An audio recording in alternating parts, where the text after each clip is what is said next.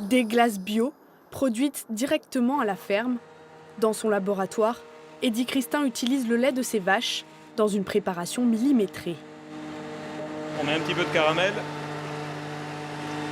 Et après, on finira avec le café moulu. Le fait que le café infuse dedans pendant la préparation, ça diffuse tous les arômes.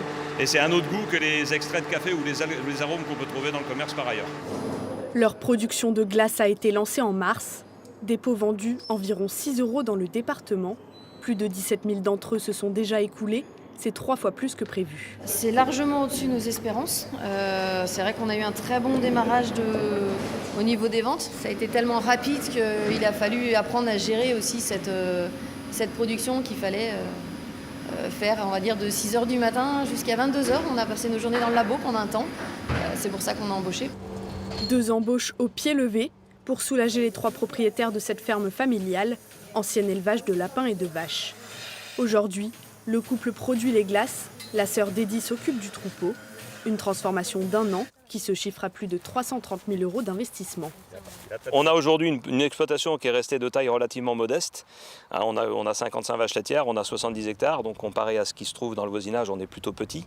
Donc l'idée, c'était de pouvoir valoriser notre lait pour remplacer le bâtiment à lapin, qui était rendu au bout, qui était vieillissant, et d'essayer d'aller jusqu'à la chaîne, jusqu'au consommateur final.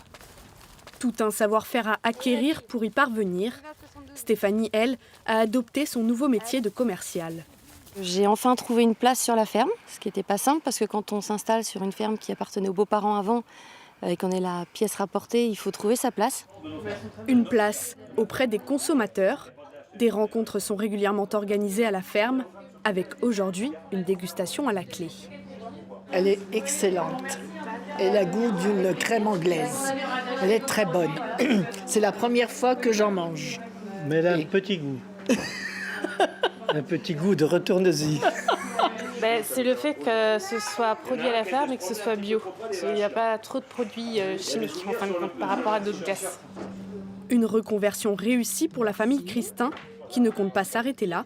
Il prévoit déjà de produire des bûches glacées pour Noël.